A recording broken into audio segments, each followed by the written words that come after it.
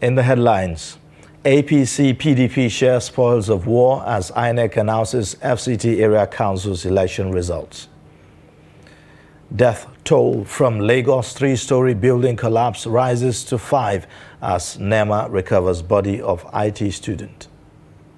Farmers in Kebbi want attention given to other varieties of farm produce. On the foreign scene, Vietnam to end COVID curbs on international flights.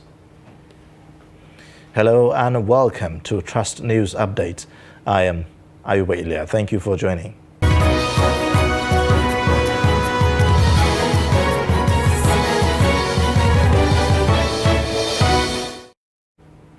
We begin with political matters. Independent National Electoral Commission has declared the candidate of the People's Democratic Party, John Gabaya, as the chairman-elect of Buari Area Council in the Federal Capital Territory.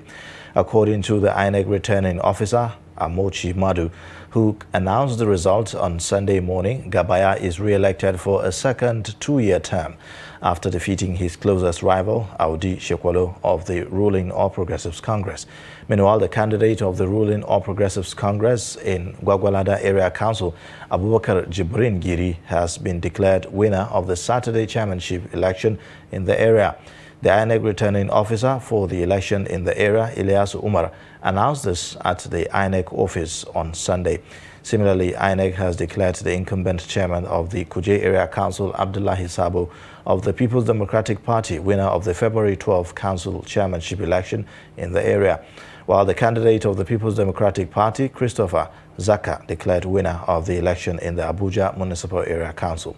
The Saturday elections were held across the 68 wards and constituencies spread across Buari, Abaji, Gwagwalada, Kuje, Kwali and Abuja Municipal Area Council of the FCT, while a total of 473,000 candidates sponsored by 14 political parties took part in the elections. Now, death toll has risen to 5, including the body of a student on industrial training from the rubble of a collapsed three-story building at Yaba, Lagos on Saturday afternoon. Southwest Zonal Coordinator, National Emergency Management Agency, Ibrahim Farin-Loe, confirmed the update on Sunday. Farin-Loe said that the rescue operation, almost completed on Sunday, discovered the body of the student, identified by his family members as Damala. Earlier reports said that the death toll from the collapse had increased to 4, while 2 persons were found alive. National Drug Law Enforcement Agency operatives have taken an Indian man, Vyapak Nutal, into custody for interrogation over the smuggling of 134,700 bottles of codeine syrup into the country through the land border between Nigeria and the Niger Republic through Sokoto State. The agency spokesman, Femi Babafemi, in a statement issued on Sunday, said the suspect had loaded the consignment into trucks in Cotonou, Benin Republic, and drove through the land borders via the Niger Republic before entering Sokoto State at the Ilela border and settled in a hotel in Sokoto State to look for buyers for the controlled drug.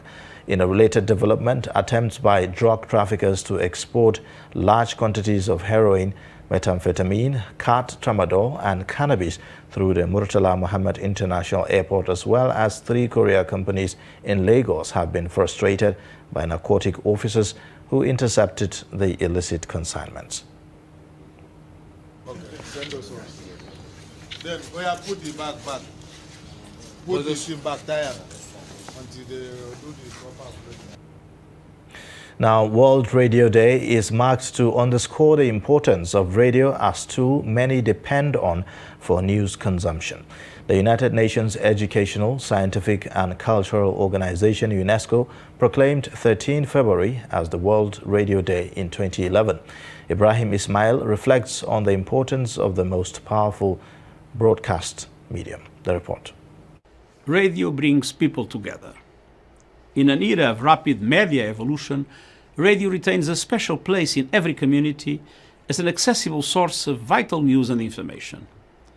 But radio is also a source of innovation that pioneered interaction with audiences and user-generated content decades before they became mainstream. Radio offers a wonderful display of diversity in its formats, in its languages, and among radio professionals themselves. This sends an important message to the world. As we strive to achieve the Sustainable Development Goals and tackle the climate crisis, radio has a key role to play as a source of information and inspiration alike. On this World Radio Day, let us recognize the enduring power of radio to promote diversity and help build a more peaceful and inclusive world. As the 2022 World Radio Day is being celebrated, we speak to some Nigerians on the significance of the day. Ina jin labarai game da yanayin tsarin da yanayin Najeriya namu ke ciki ko kudu ko arewa. I listened to news updates about Nigeria, the North and politics. That is why I listen to radio. To me, radio is very important. It educates people on various issues.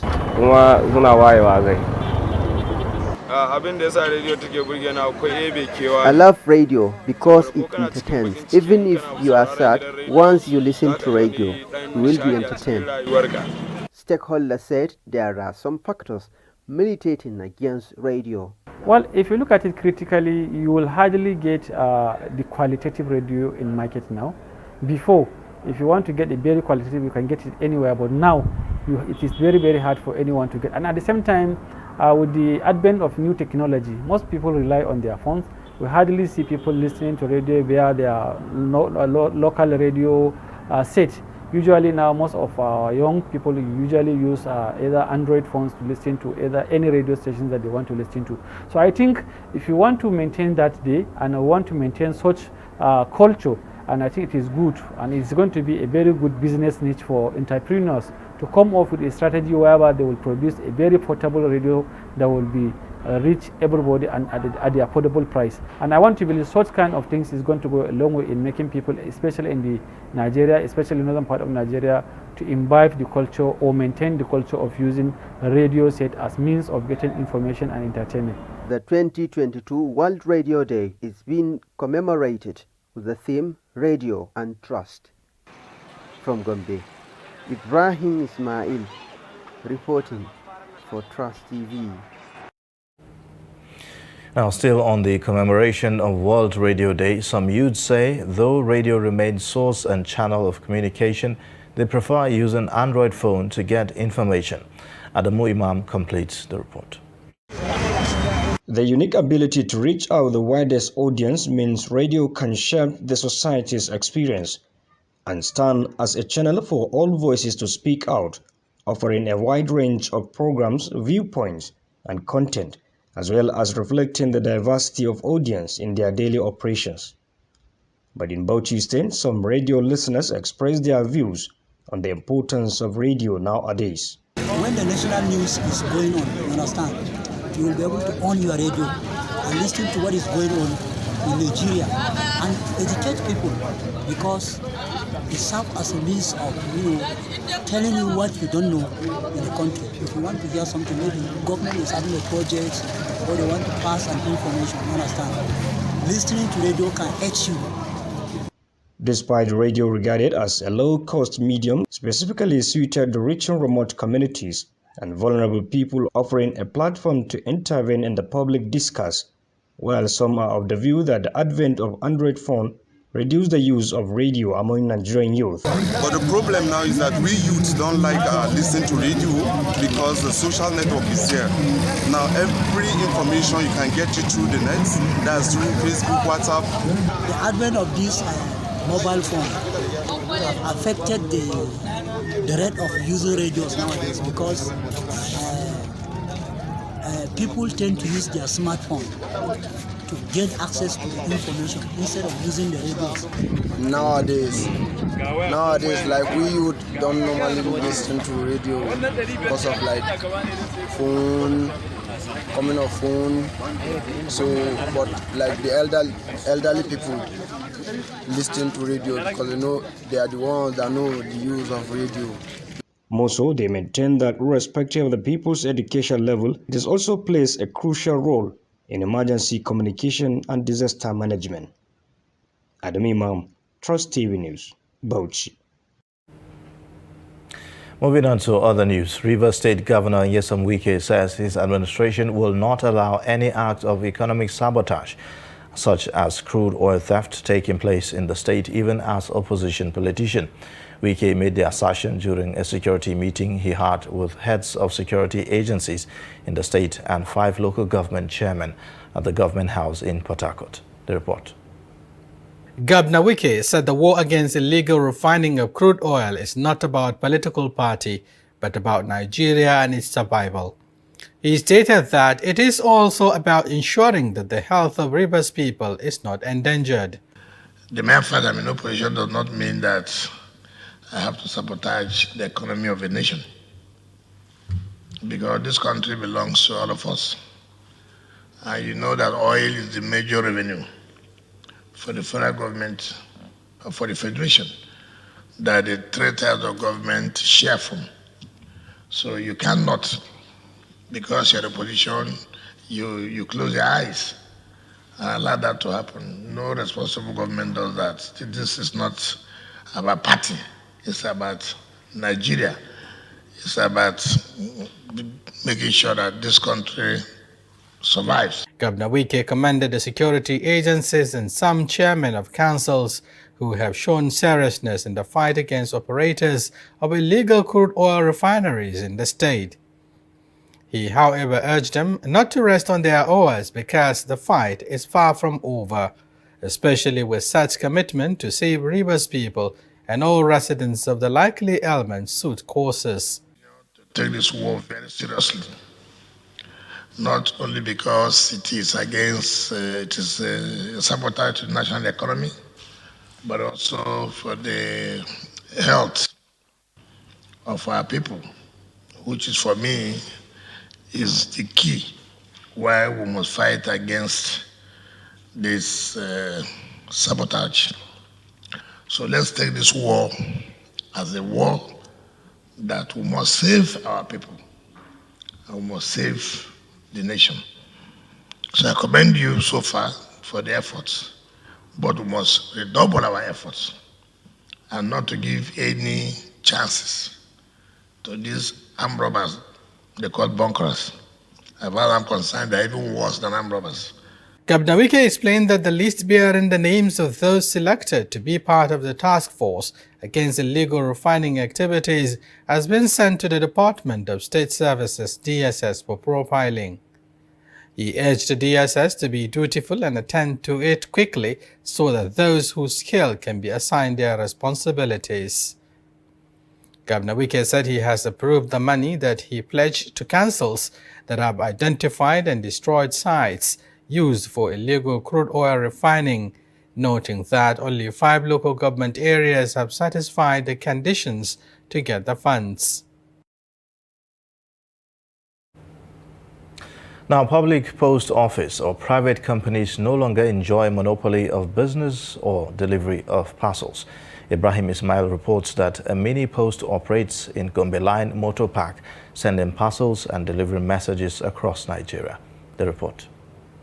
This is how services are rendered at the popular postal stand in Gombe Line Motor Park, Gombe. The job of these people is sending and receiving parcels or correspondence across Nigeria and sometimes to neighboring Niger Republic. Babaji Maiwaya is the pioneer here. He started the business 15 years ago. Idan ka zo ka muna da littafinmu da muke ɗaukar record na kai da ka kawo. Za mu rubuta sunanka da sunan garin da za a We keep records of anyone who brought a parcel. His name, destination, name of the driver, and date of delivery. Duka za mu rubuta. Saboda idan kai kasance ma ko da an je wancan da za a je ba a same shi ba. Because even if the parcel receiver was not reachable, you can give another contact. We give you the driver's contact and our own. This is how we operate. Sannan kuma za mu baka lamban waya da na direba da kuma namu. haka dai muke daidai gwargwado. Babaji had recorded successes over the years and has some boys working under him. Sai dai godiya ga Allah dan yanzu haka ma karkashi na ma akwai akalla mutum ya kai 7 ko 8. We thank God for the achievements. Now I have about 7 to 8 people under my supervision, including porters. You can see them here. Salis Usman is one of the workers here. He said he used to make and receive hundreds of phone calls daily.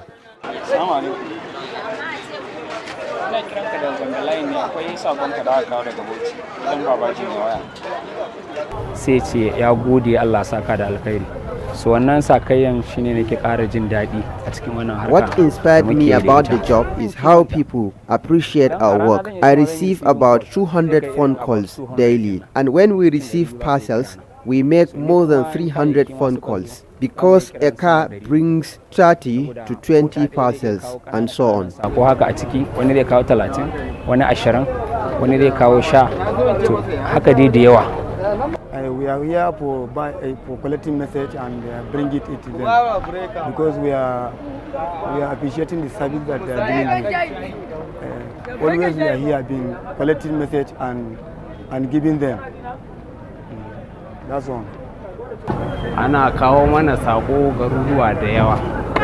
We receive messages from many places and we also send from here. At Babaji's place, they are doing great job. Ko kai iya abun da zaka yi haka yake mana a nan wajen. Yanzu ma ga kaya na kawo daga Kano. I just bring this parcel from Kano. I just arrived. We thank God. There is no business without challenges. If someone brings a parcel and you ask what is inside, he becomes angry. And if he comes to receive and you try to verify his contact, he becomes frustrated.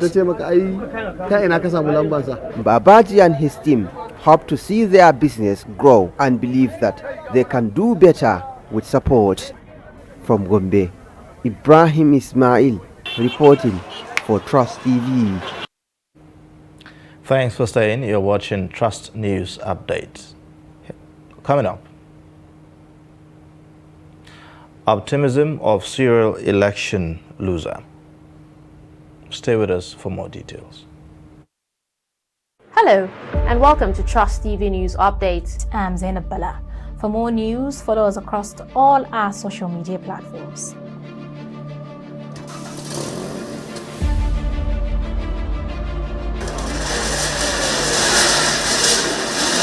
The nightmare that most of these Pape residents have dreaded for many years is finally happening. The place is a skeleton of itself, a place that was once busy with patients trooping in and out. I'm standing right now. I'm standing on top of the Maloney Hill in the ancient city of Kefi.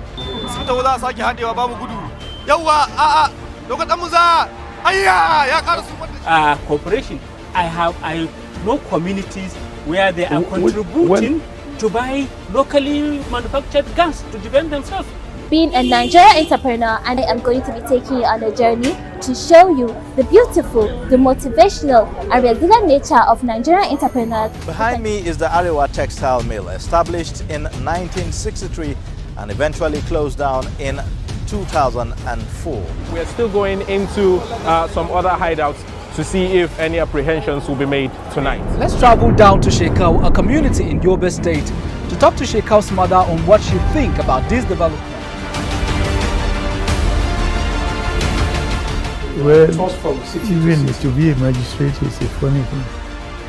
Yes. Have things changed? Is there more corruption now in the judiciary? What can we do about it? Well, this is one of the internally displaced camps here in Gusau, the Zamfara state capital.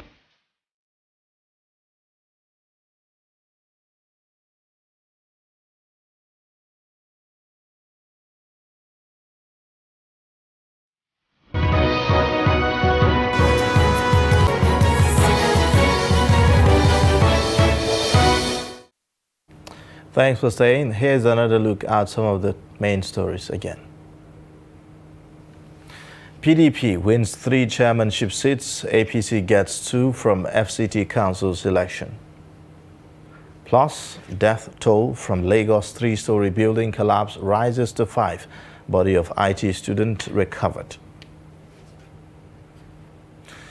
So other news now, Nigeria Center for Disease Control has reported 38 COVID infections across the country. The agency, in its update for February 13, said the new infections were recorded in 7 states. The NCDC said 74 persons were discharged after recovering from the infection. Nigeria now has a total of 254,066 confirmed cases, 230,397 recoveries, and 3,141 deaths. Meanwhile, the Cook Islands has reported its first COVID case. The South Pacific nation was among the countries with no reported cases. Prime Minister Mark Brown announced on social media that a traveler who visited from New Zealand tested positive after returning from the islands. Now, friends and associates continue to pay tribute to late Magajingar in Sokoto, Ahmad Dambaba, who died on Saturday in Kaduna. The latest tribute is from Kaduna State Governor Nasir El-Rufai, who said the deceased will be missed greatly. The report. Problem we have now, our leaders lie. Our leaders pack what belongs to so many people, millions of people, and keep for themselves and their children. This is just it. He was very honest. Ahmad Hassan Dambaba, the Magaji Gari Sokoto, died in Kaduna State and buried in Sokoto State, same day with hundreds of people attending his funeral prayers.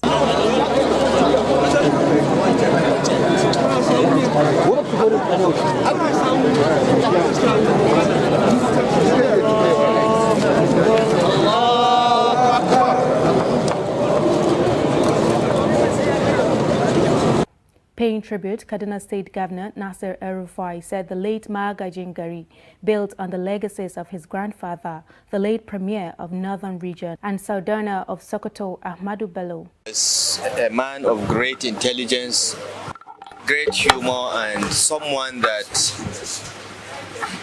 is kind to everyone around him.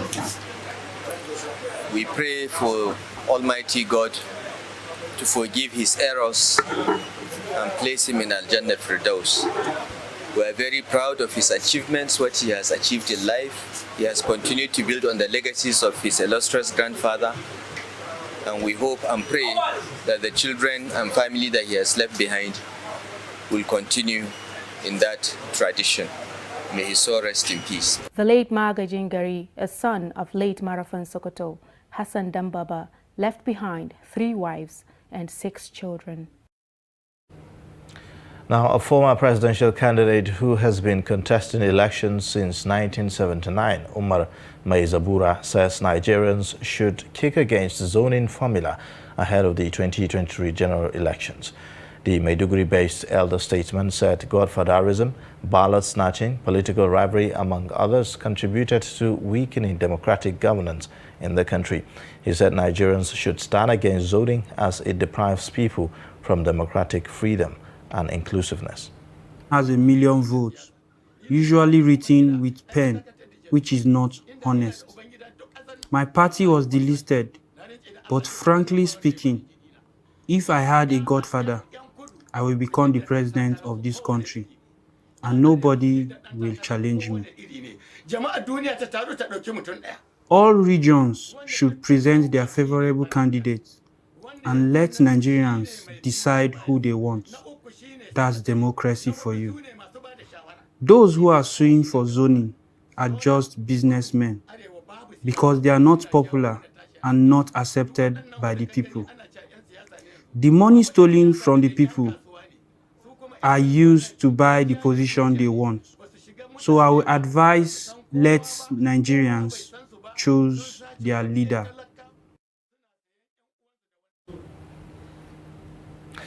Now, Kebbi State is a household name in rice production with hundreds of farmers engaged in the Anko Boros programs, an initiative of the Central Bank of Nigeria.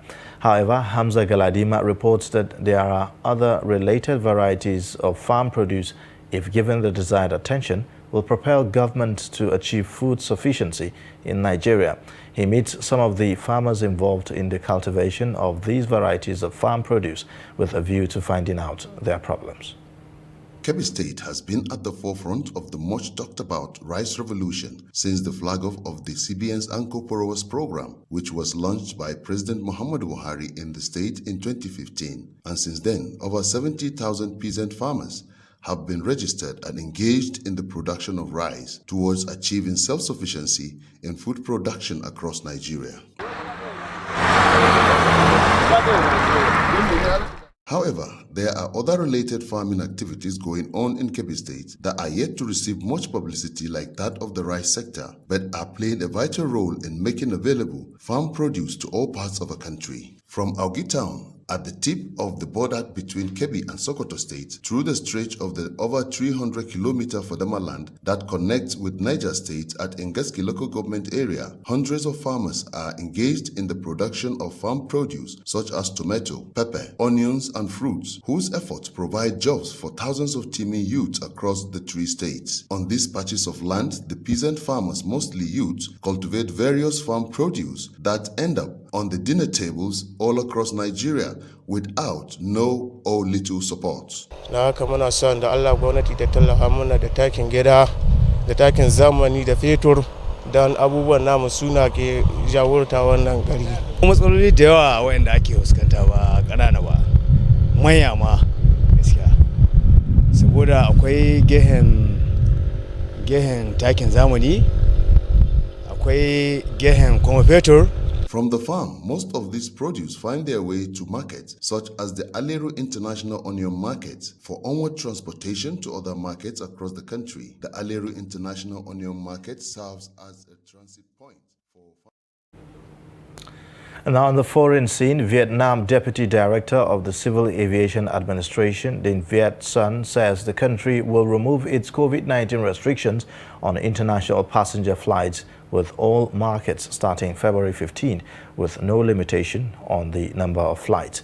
The Southeast Asian country imposed tight border controls at the start of the pandemic to keep out COVID-19 with some initial success, but that dealt a blow to its tourism sector, which accounts for about 10% of gross domestic product.